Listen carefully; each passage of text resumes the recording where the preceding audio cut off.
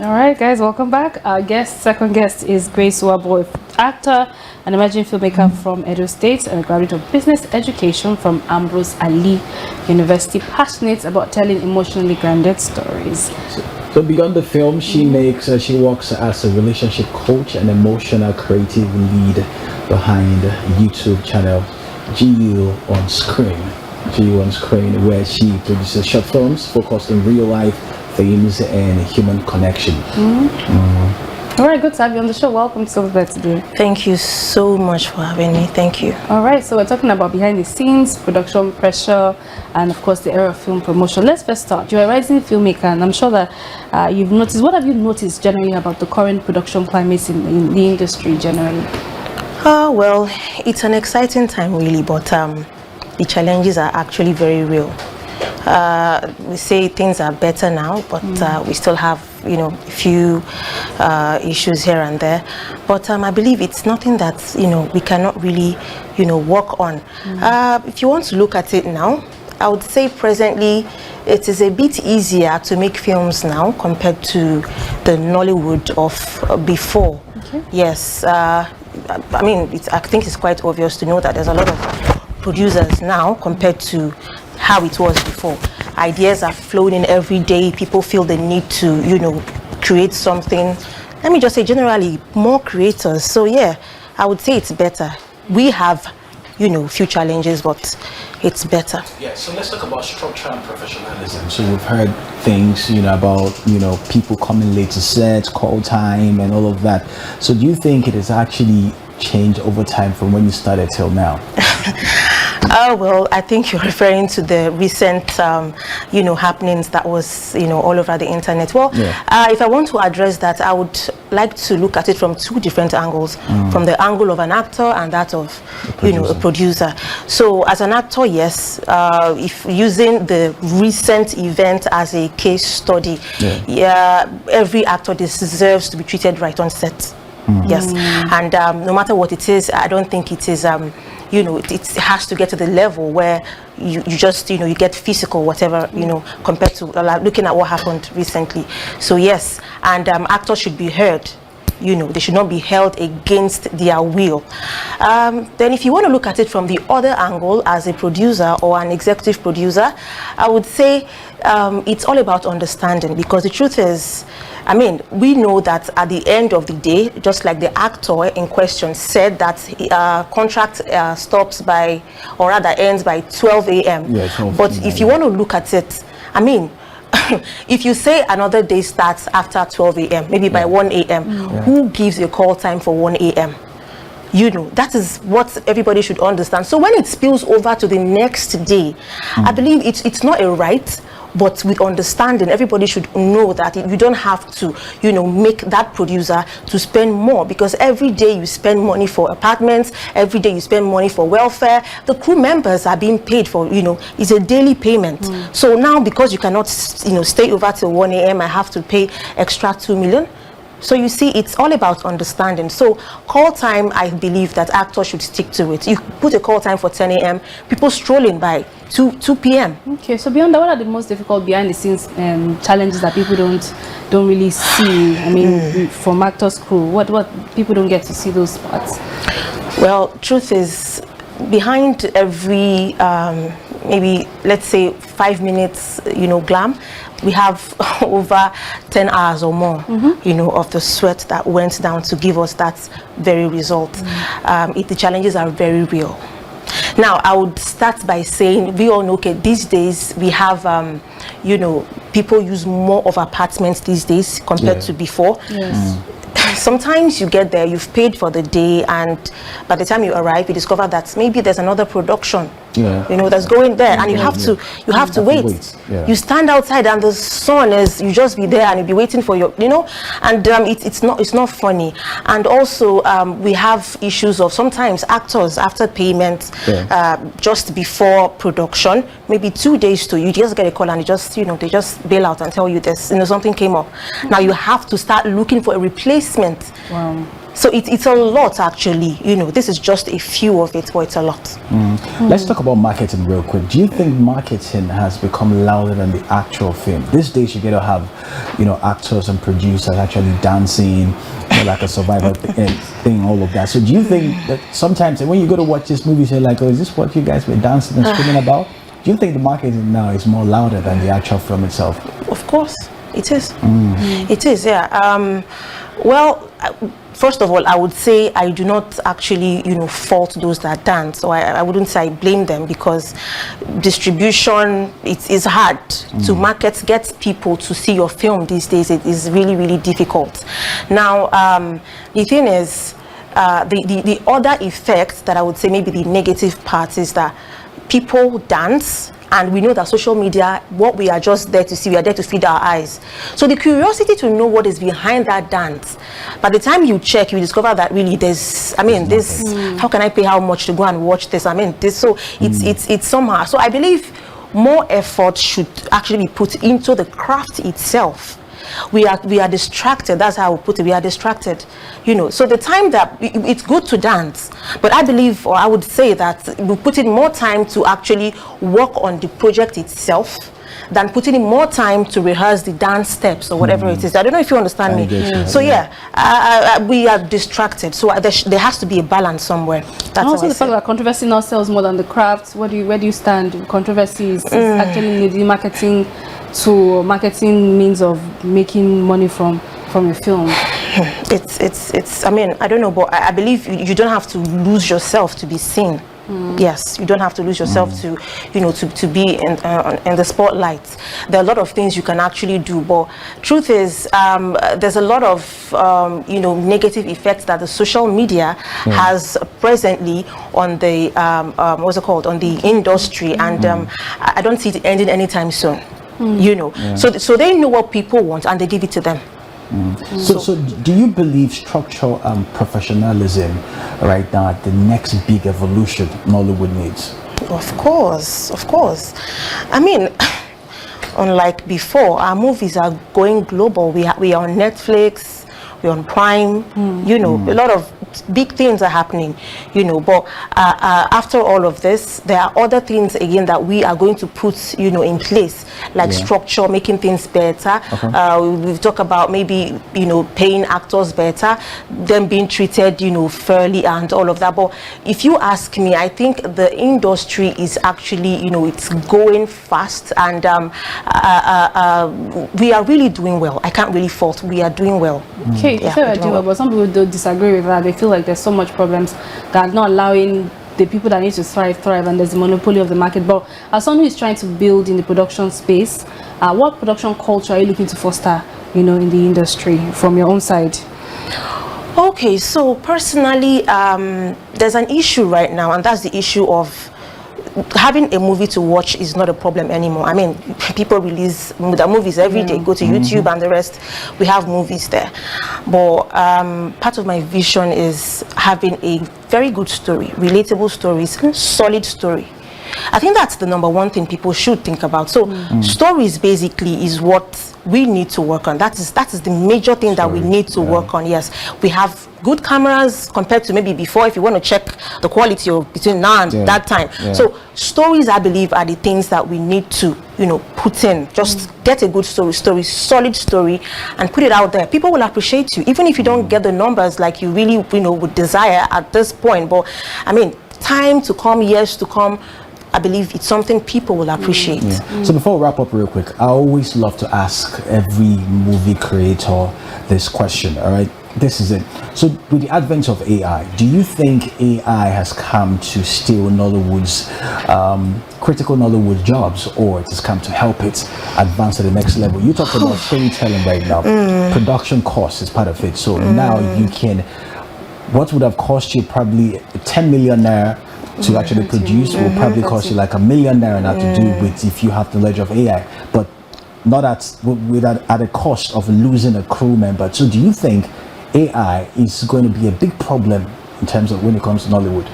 Well, I would like to use this opportunity to, tell my fellow filmmakers that we should not be distracted, because first of all, AI artificial intelligence is good. I mean, it's if you use it well, it's good. Yeah, sure. But we are overdoing it.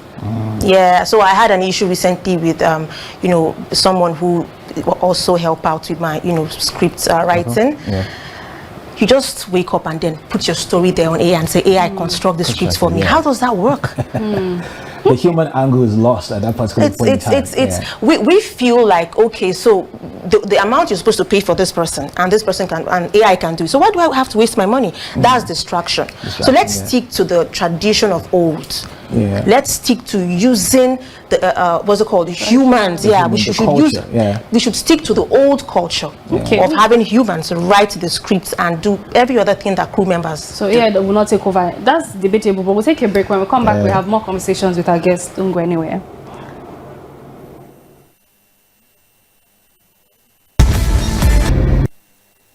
All right, welcome back. We still have Grace Wabo with us in the studio talking about production challenges in the industry, how we can deal with all of those interesting conversations within the industry. But my question is, what reforms do you think you'll be looking to have? Of course, production pressure and the new era of film promotion. What reforms would you be looking to make change? Because the world is changing, technology is now changing the way we do things, especially when it comes to films and things like that.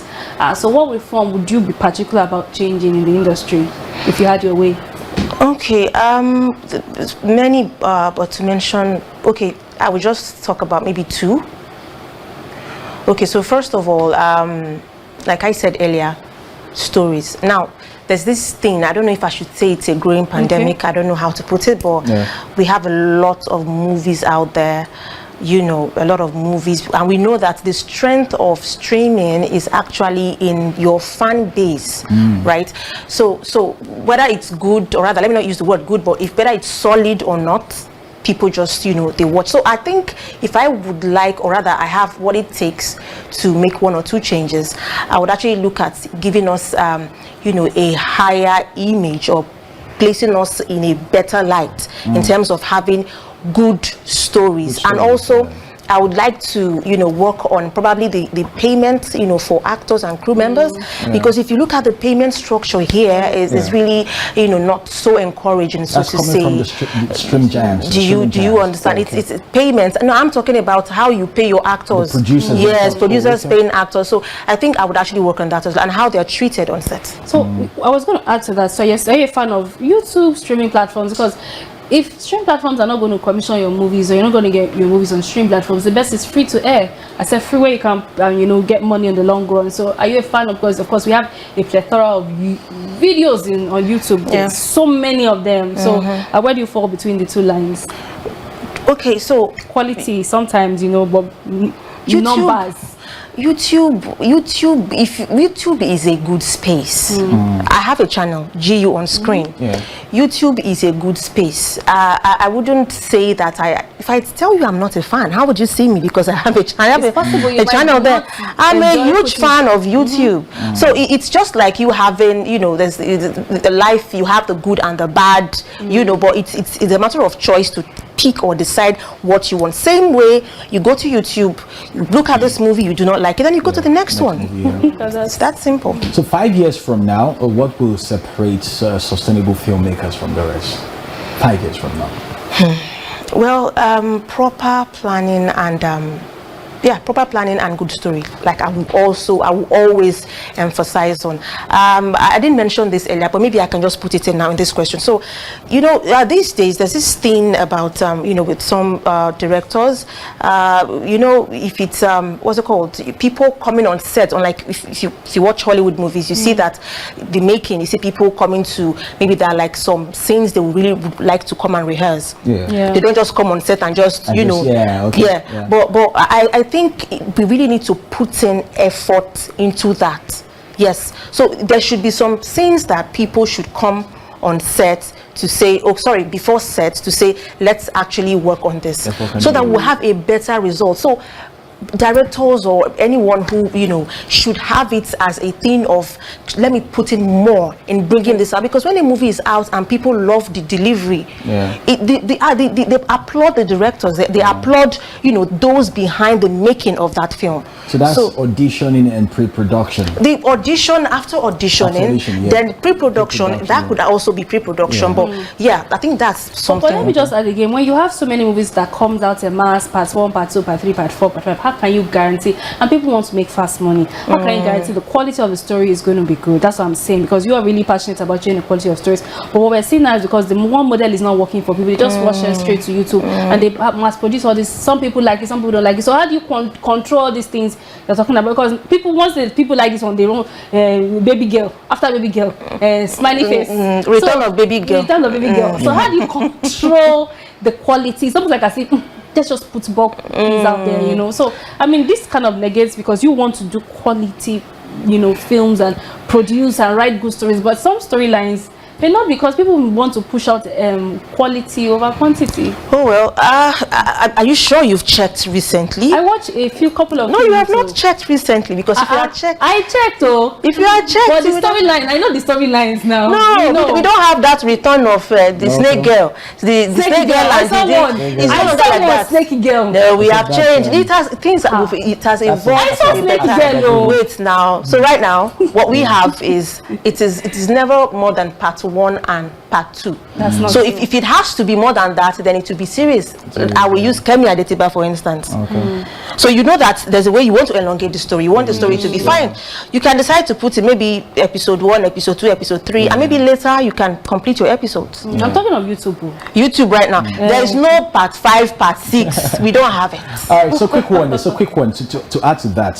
So how do producers, because there's a particular YouTube channel that I love so much right now, but every time I go to that YouTube channel, it feels like I'm watching the same movie again. You know why? Because it looks like recycled actors. It's like they have like a film pool of actors where they use the same guy to play the lover boy, the same girl. Like for instance, what's her name right now? This lady and I'm forgetting her. The Bamba and the Uzo. I've seen about 5-6 movies. Same storyline. I'm like, why? Okay, so in as much as I would love to, in as much as I would love to, probably a little bit of, you know, blame, or let me say fault the producers or whatever, but I would say it is not their fault entirely. You people, the viewers, those that are streaming, this is what they want to see. So as a producer, maybe you try to say, okay, let me be unique and do this one. We discover that people didn't really watch. But whenever you use these two, like they say, there's something happening on YouTube. We love too much. That's storyline. So why would I not go along with love? Because I want my movie to sell. Yeah, you know, and again, some actors are not so, you know, friendly on set, so to say. So when you see people trying to, maybe they are using the same actor, the face over and over, it's not their fault. You know, they want someone that they can use and will also help them to market, you know, the movie when it is out. Some people not market movies. Story. All right, this is where we wrap up the question. But of course, I'm man of the year. Thank you so much.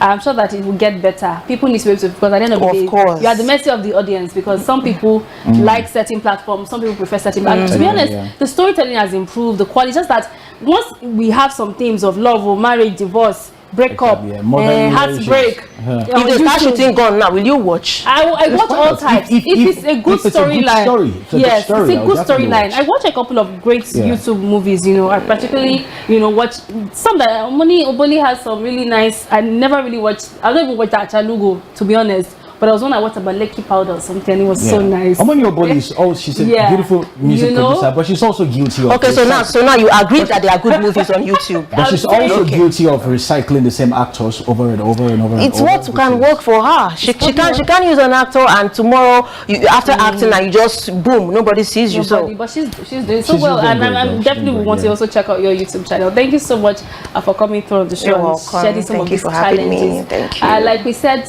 Man of the Year is coming up on Sunday. We have the different categories across entertainment, politics, and amazing personalities who have been, you know, given awards in the different categories. We had one, Dr. Chima Ayonso, and we'll be having more awardees come through before the day of the event. Thank you so much for coming through. You're welcome. On the show. Let's just wrap up with our word of the day that says a leader is a dealer in hope.